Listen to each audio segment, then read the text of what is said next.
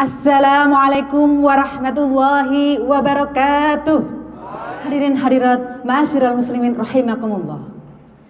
Pertama-tama dan paling utama, marilah kita panjatkan puji syukur kepada Allah Subhanahu wa taala yang telah memberikan rahmat, hidayah, inayah sehingga pada kesempatan siang hari ini, siang yang sangat berkah, alhamdulillah kita bisa bermuajah. Saya akan menyampaikan tentang pemimpin yang berakhlakul karimah. Tentunya ini sangat tidak asing bagi Bapak Ibu semuanya. Rasulullah SAW merupakan seorang sosok yang amanah, bermartabat, yang mencintai umatnya, dan juga santun terhadap siapa saja. Sikap dan budi pekerti perlu kita teladani, perlu dicontoh, perlu kita agung-agungkan agar bisa memberikan kemaslahatan bagi umat manusia.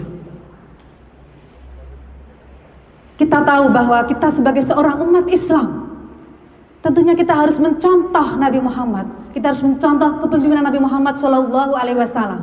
Seorang pemimpin yang menjadi Nabi Muhammad. Kita harus mencontoh kepemimpinan Nabi Muhammad SAW. Seorang pemimpin yang menjadi model ideal pemimpin. Sebagaimana dalam firman Allah surat Al-Ahzab 21, laqad kana lakum fi rasulillahi uswatun hasanah, yang artinya sesungguhnya pada diri Rasulullah SAW ada suri tauladan yang baik bagimu. Maka di sini kita sebagai seorang pemimpin harus memiliki sifat-sifat yang ada pada Rasulullah. Salah satunya yang pertama adalah siddiq. Siddiq artinya jujur, baik itu dalam suatu perkataan maupun dalam suatu perbuatan. Karena kita tahu bahwa seorang pemimpin yang jujur pasti tentunya akan cerminan bagi hatinya juga. Kemudian yang kedua, harus memiliki sifat amanah. Apa itu amanah? Ada yang tahu Bapak Ibu? Iya, jadi yang kedua adalah amanah dapat dipercaya. Jadi seorang pemimpin yaitu dapat dipercaya. Nabi Muhammad SAW sebelum menjadi seorang Rasul, beliau itu sudah meningkatkan suatu kualitasnya. Pada saat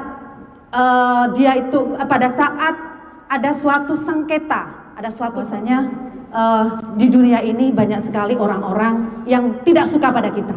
Akan tetapi walaupun banyak orang yang tidak suka dengan kita, kita harus tetap senang, harus tetap senyum ceria. Kemudian untuk sifat yang keempat adalah fatonah. Apa itu fatonah? Ada yang tahu fatonah? Cerdas. Ya, cerdas. Seorang pemimpin harus memiliki sifat yang cerdas. Kecerdasannya ini harus di rata-rata masyarakat, di atas rata-rata masyarakat. Karena apa? Karena seorang pemimpin yang cerdas, yang memiliki suatu kemampuan yang cerdas, maka mereka akan bisa untuk memecahkan suatu masalah. Suatu masalah yang tadinya itu masalahnya sangat rumit, pasti bisa diselesaikan. Kemudian selain itu, kita ketahui bahwasanya ketika seorang pemimpin kok tidak cerdas, pasti tentunya ketika dia itu dengan bawahan, pasti dengan seenaknya sendiri akan dicaci maki ataupun apa seperti itu. Maka harus cerdas. Sebelum saya tutup, di sini kita akan sholawat bersama-sama dulu. Monggo Bapak Ibu semuanya kita.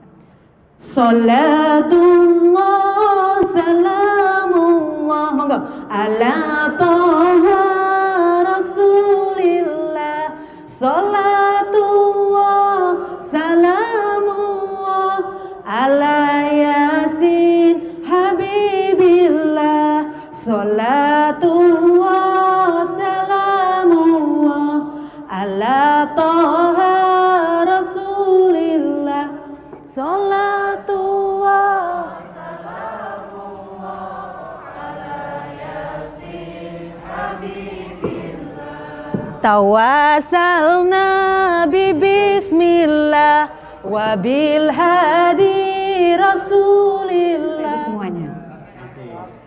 Semarang kota yang indah, RSI rumah sakit yang megah.